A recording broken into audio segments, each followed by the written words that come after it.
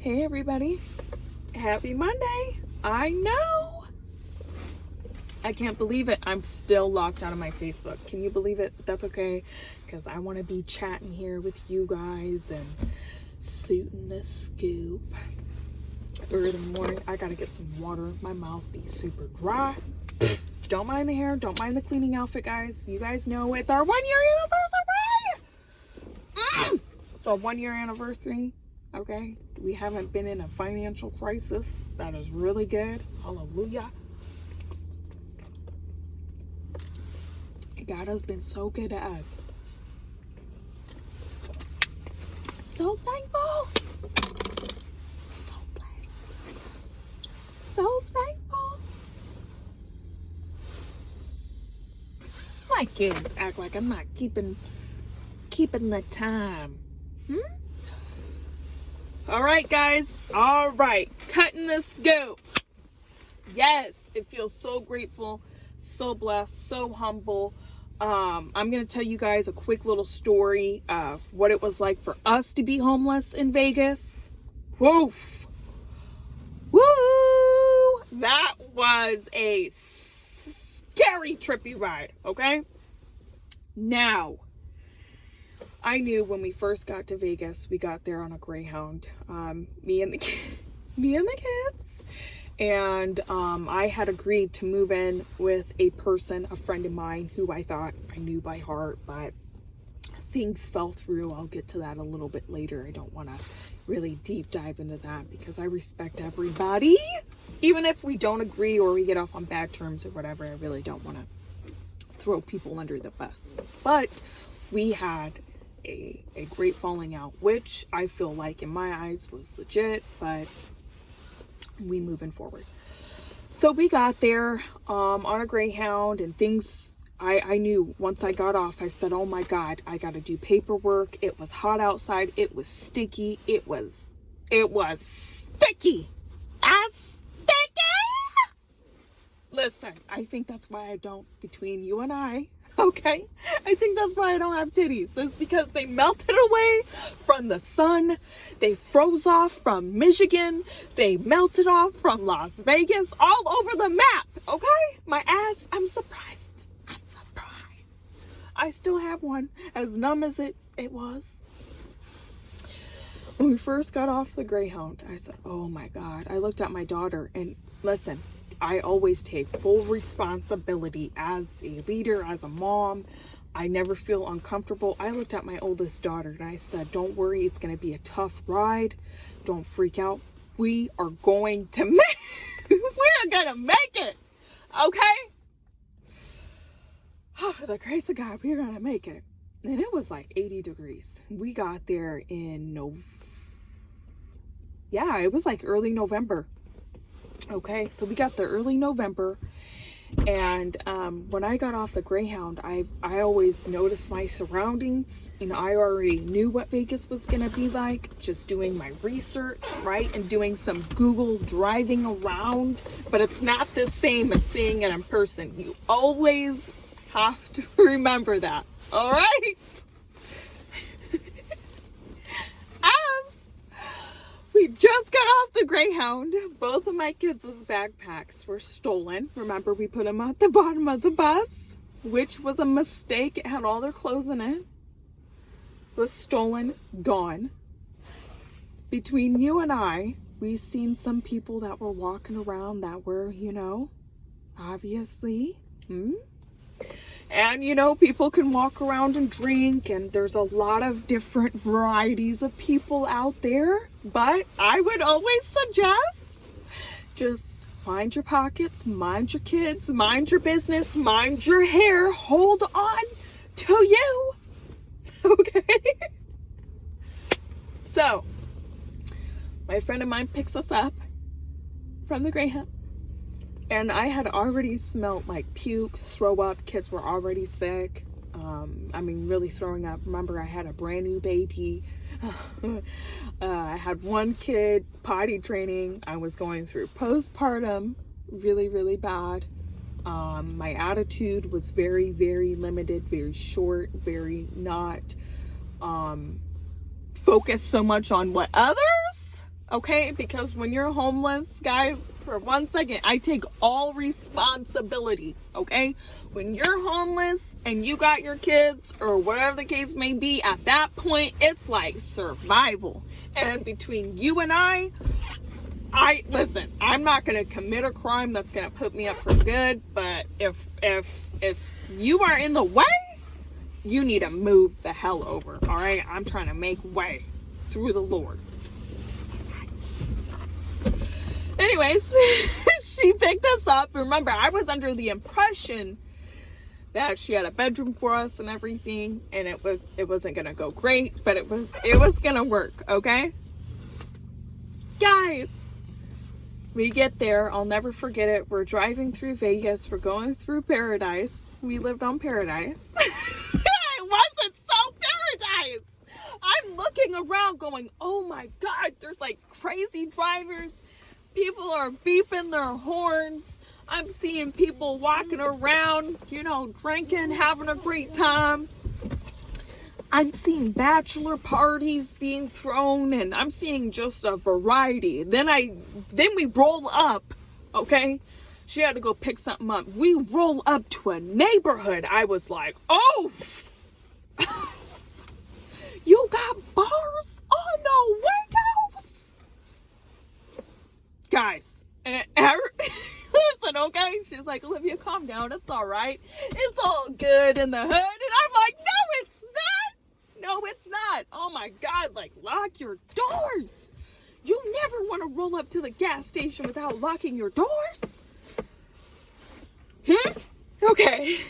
So we roll up to her place, and it was an apartment complex. I was under the impression she had a house, all right? Because that's what I was told in the beginning before I went out there. Now, I could have some things mixed up because it's been a while, but we get to this apartment complex and they have a gate. Guys, they have a gate. And you gotta punch in a community code or whatever it is because they don't want the homeless coming in. Sometimes the homeless goes over the gate, or sometimes they just wait for the gate to, give them some room to slide on in, slide on out. See what I'm saying? We get there, and listen, guys, I was so excited. I was so happy. I didn't even care. I just wanted a shower. We walk in the door, okay? And there's a bed out in the living room. And I'm thinking, it's for us, right? It's for us. We homeless. I'm just happy. And remember, she's getting ready to go to work. She did us a favor, picked us up. She has to go to work, and she's super busy. And she's like, hey, there's food in the refrigerator. Help yourself. And I'm like, great. I got water to this. Water than this, guys. God is good. I'm the type of person, I have a funny sense of humor, okay? I'm thinking to my mind, no questions asked, guys, no questions asked. I'm assuming to me that, hey, the bed is for us. You see what I'm saying? The bed is for us. That nice little lounge chairs for the kids. Oh, I'm so glad she made a bed for us, okay? I'm so glad. She had dogs, which I didn't know.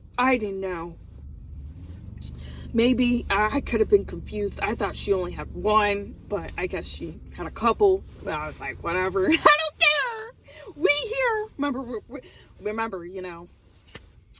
And she's like, the bathroom's right around the corner. And I was like, oh, okay, cool. And it finally dawned on me. Oh, yeah. It finally dawned on me. I said, wait, what? Where's the other room? The kitchen is small. The bedroom, the couch, the bed. I said, wait a minute, this has to be crazy. What? In a studio apartment? I said, oh my God, this is not gonna work. This is not gonna work. I'm sitting on the toilet, still smelling like puke and everything, okay? The shower was backing up. Guys, the shower was backing up.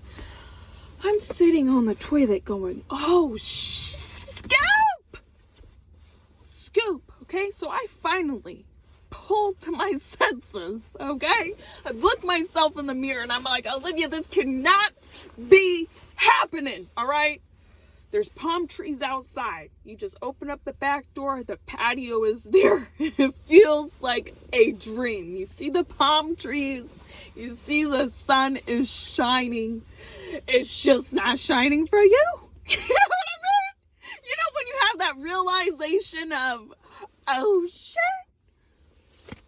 Remember, I had nobody, okay? Because I had my wallet stolen. So I leave out of the bathroom. I get out of the bathroom. Remember, it's just walk around the corner. And she goes, oh yeah, the sofa's for you guys. And the floor. And I'll be back. That's my bed. And I said, no problem. And it was like it was probably a full size. Guys, on the couch, okay, was not a couch. And it was not a sofa. It was a chair. And it was half the size of me, okay? And I'm like, don't worry. We're going to make the best of it. I'm so mind tripped right now. I am so mind tripped right now. I just came to the realization, oh shit, okay? It's time to hustle. This is when I say I'm always on top of my paperwork. I'm always on top of my paperwork. I'm always on top of my surroundings. And I was sharing a lot of in certain groups on Facebook, a lot of my stories in certain groups and areas and things like that, trying to meet new people, not even trying, just trying to gather up information and knowledge from other people, right? I said, oh shit. The kids, remember, we lost all of the kids' clothes. So what I had in my extra backpack was kids' extra clothes, diapers, wipes, maybe to last us for 3 days. Okay? Maybe to last us for 3 days. I'm not kidding. I am not kidding. I had no clothes. The only clothes I had, what was on, okay? Because I had to throw out the other clothes because they were all moldy and pukey and nasty, which I had swapped clothes back in Philly, I believe it was. All right. And so she gave me a couple of outfits, and that's all I had. And so, guys, and it was the next day. She's all trying to sleep in until 8, 9 o'clock in the morning. She told me, oh, I'm just going to sleep in till 9:30, 10. Are you kidding me? Okay, I understand, guys. Guys, listen, I understand. Your place, your rules. You know, if I have kids with me, all right, and the dining room's right there, you can only keep kids so quiet before they're not going to be quiet anymore. It's just next to impossible. And she didn't want me to go anywhere without her, okay, which was great because she had a vehicle and I didn't. And if we had to take the bus everywhere, it would be really expensive because we were in Vegas, all right? So the next day, I could see she was getting all pissy, you know, get frustrated. You're single, you don't have kids, you don't know what it's really like. Like, I get it. You're trying to help a friend out. I get it. It's stressful. I see it on everybody's end, okay? And at the time, I was so stressed, so out of my mind. Listen, guys, I was so stressed. And when I say out of my mind, I mean my mind was up here. Woo! Trying to get this stuff done. So she goes, all right, we're going to roll up to a couple of places. Let's get the kids ready to go. If we don't go early, there's going to be a line wrapped around the building. And I said, what? Remember, guys? Remember, I don't know. Nobody told me what it was like to be homeless. Nobody told me what it was like to have some hungry kids.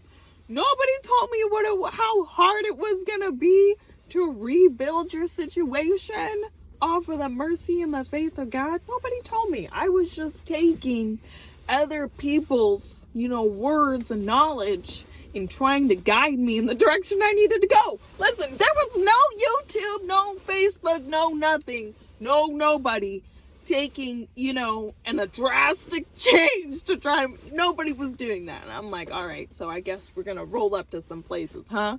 Remember, I already had a list of resources. I thought I knew I was doing. I wasn't. And so we rolled up. It was like 10 o'clock in the morning. And we rolled up went to the Department of DSHS, and she goes, "You are gonna go in here. I'm gonna take my service dogs. I'm gonna watch the kids for you. We're gonna wait in the waiting room with you. I don't care if you have to stay all day. I'll get some snacks or whatever." Listen, guys, I've always had people to support me, do really, really great and stuff. Sometimes shit just falls out in the end. I believe that's due to high stress. For me at the time, I wasn't a great communicator. Anyway, and so we're waiting there, and guess who's standing out in line? The same group of people that were on the bus from Detroit, from Philly, Michigan, traveled all the way down to Vegas. The same group of people. I'm gonna fill you guys in on some stories a little bit later.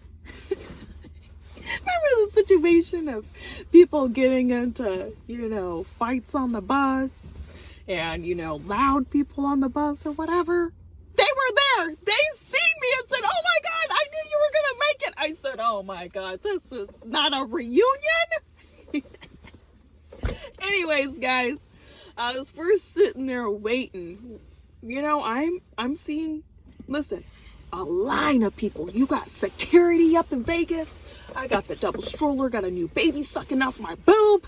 I got the kids asking for snacks, trying to act like they know everything. They don't. I'm trying to do my daughter's schoolwork, to transfer everything over to one school.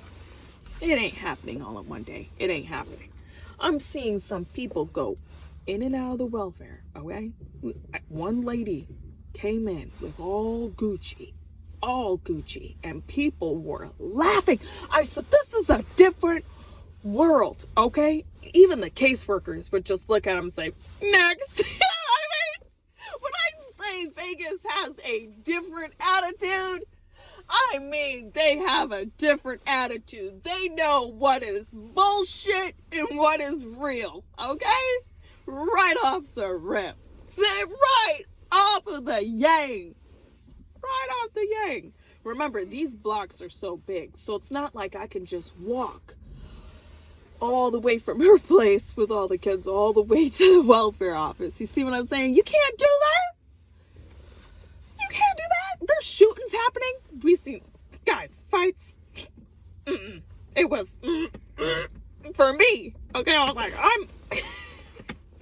So we're sitting there all day long. Security's there. Remember, they check pockets and everything, diaper bags. I finally get back there. We were sitting there from 10 in the morning. I finally get back there at 4:30 in the afternoon. I gotta drink to this one, okay?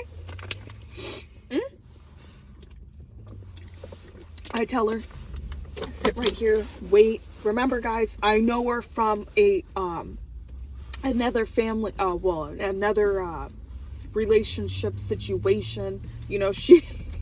She kind of used to live in the same state as I did, and then she moved to Vegas way before I did, years before I did, okay? So it's been a long time since I've seen her, or really had a good, solid friendship with her for so many times. See what I'm saying? Anyways, so I walk all the way back there. Guys, I walk all the way back there. Somebody actually calls you by a number and your name, and they will only call you twice. If you miss your opportunity, boom, bang, they don't want to see your ass.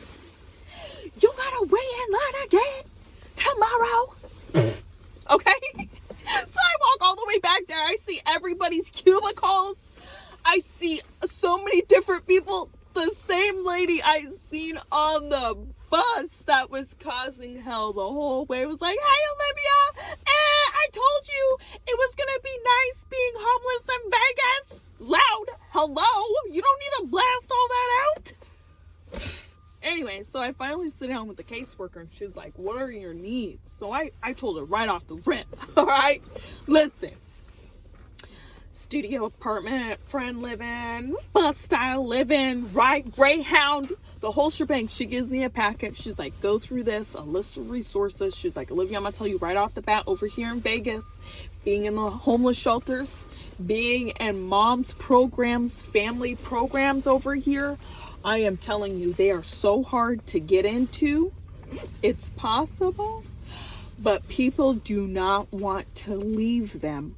And they can stay there either for 5 years, 20 years, sometimes it's a lifetime, sometimes it's Section 8. See what I'm saying? Sometimes the living situations are very, very categorized, and there's a wait list for a lot of stuff, right? Which we all know, as I discovered throughout my journey, okay?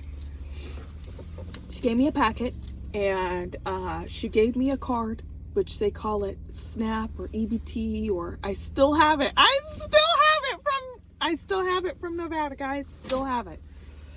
I was so excited. And she goes, listen, with a matter of hours,